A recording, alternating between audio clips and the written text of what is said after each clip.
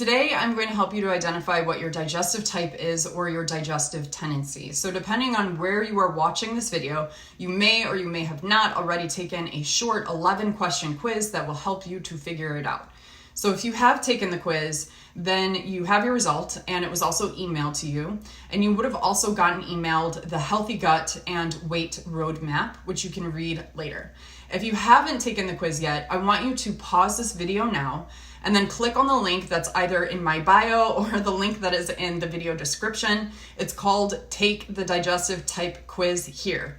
It will only take you a few minutes, and then you can come back and watch the rest of this video with your result, where I'm going to explain each of the types more in depth, and then you can really identify which digestive tendency that you have. So that said, there are 4 digestive types: irregular or Visham Agni, hot or Tiksha Agni, slow or Mand Agni, regular or Sam Agni. Knowing what your digestive type can help you to strengthen your digestion. It can also empower you to understand where your digestive issues are coming from and tailor your diet to meet your specific requirements. There is not a universal diet that everyone should be on. There is no one true diet that remains unchanged throughout the year. Even though it might not seem like it at times, we are a part of nature. So we should be eating what is in alignment with our current environment, what is in season. And our diet should change and fluctuate throughout the year and then be further refined to take into consideration what our unique digestive type is. So knowing your digestive type will help you to understand how to refine your diet to maximize your digestion. This can help you to resolve many of your digestive issues, balance your weight, regulate cravings, reduce inflammation in the body, improve your mood and mental disposition, and improve your immune system. So let's start with the first type, Visham Agni, or irregular digestion. This is a person who has irregular digestion. So sometimes you go through periods of having a daily elimination, then all of a sudden you're constipated or you have loose bowel. But you tend toward constipation mostly. And you may have gotten advice along the way to just increase the amount of fiber you ate to help you with this, but you may have experienced that was a bad idea. So raw salads, cruciferous vegetables like broccoli, cauliflower, or kale are hard for you to digest. And the more that you eat these things, the more bloated and uncomfortable you can get.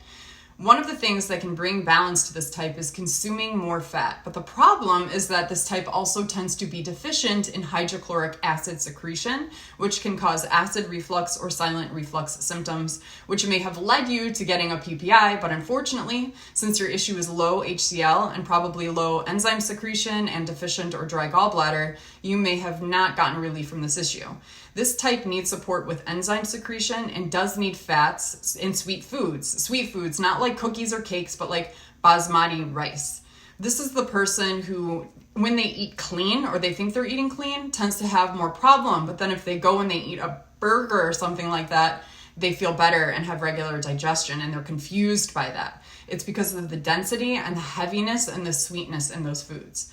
Interestingly, there's a mental and emotional connection with each of these digestive types. So somebody who has variable digestion also tends to be anxious, nervous, has insomnia, worries a lot, and you will also see dryness on their skin and hair, brittle nails. They can suffer from dysbiosis, candida, and other yeasty bacterial imbalances. The next type is hot digestion or Tikshna Agni. If this is you, you might have acid reflux, but unlike the variable digestive type, your acid reflux is genuinely coming from too much hydrochloric acid secretion. So you can see you have 2 people present with acid reflux, but understanding the digestive type will mean a totally different protocol for each of these people. Burning and digestion, loose bowel, diarrhea, sensitivity to spices, sensitivity to alcohol. Additionally, skin disorders like rosacea and acne can occur. If you have hot digestion, you need cooling herbs and therapies, but unfortunately, with Candida and SIBO, many of the herbal antibiotics that are used are very heating in nature, which can be problematic for somebody who has hot digestion plus SIBO or Candida. This person needs more cooling and drying herbs and gentle herbal antibiotics. And in general, you want to use a low and slow approach to their body while supporting the liver and doing blood cleansing to help relieving heat while they are going through a die-off period that happens with SIBO and Candida. Mentally, people who have hot digestion can have hot emotions, anger, controlling, criticism, competition, workaholism tendencies, all make this digestive type worse. Next, we have Manda Agni or slow digestive type. So this is a person who eats and feels like the food is moving slowly through their body. They may have a smaller appetite than most people, but be prone to weight gain, which can be frustrating for them and negatively impact their self-esteem. I promote body positivity and body diversity. Not everyone is meant to be a size 4 in this life, and it doesn't mean that you are unhealthy if you aren't. We all have different and beautiful shapes in our body, but being healthy is being healthy, regardless of your natural body shape. So sometimes I have found in some of my clients that I've worked with that have excess weight develop disordered eating behaviors as a result of negative beliefs that they developed about their bodies, and that contributes to excess weight gain that is out of proportion with what is healthy for them. Regardless of whatever your natural body shape is, prioritizing your health and your digestive strength is important. Sensitivities to wheat and dairy are common with this digestive type. And unlike the variable digestive types, they can eat a lot of leafy green vegetables without consequence. And unlike the hot digestive type, they can favor a diversity of spices into their diet without a problem. They need the most detoxification and cleansing of all of the different types to help boost their metabolism and also address the lymphatics in the body, which can be areas of sensitivity for this type. Emotions are resentment, holding on to the past, depression, internalization, not speaking your truth, codependency, taking on people's problems, loyalty to a fault, not knowing when to walk away, brooding, and procrastination. So doing cleansing and detoxification can help to address these mental tendencies as well.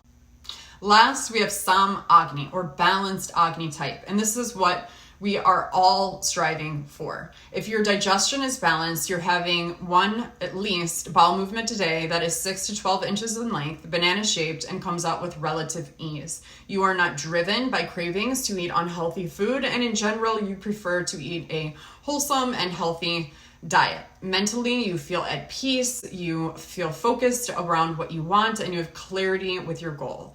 And so the question is, how do you maintain that? Which we would advise to be following a seasonal diet. With all the types, when a digestive issue or a weight imbalance is manifested, I guide you through the same 5 specific steps.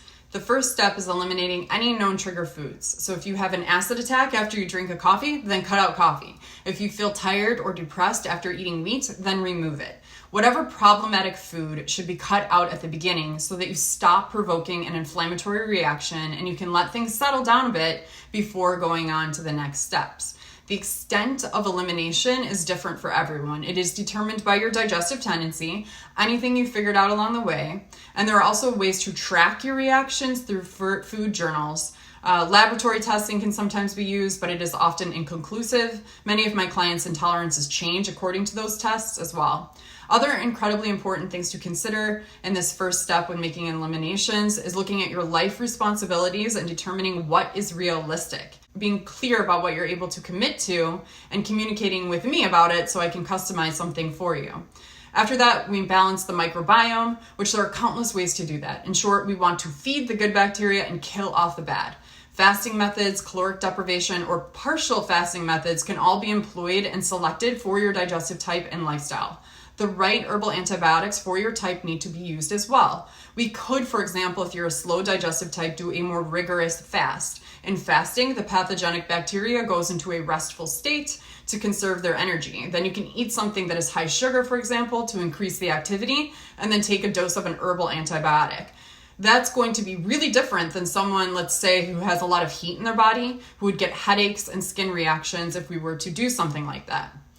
So I know that this was a ton of information. If you have questions, please post them below. I would be happy to answer them. Please let me know if you are clear about what your digestive type is and what you would like me to talk about next. If you haven't yet, be sure to take that short digestive quiz and to find out what your digestive type is. Thank you so much. I hope that this information aids you on your path, and I look forward to hearing what your experience is with this information.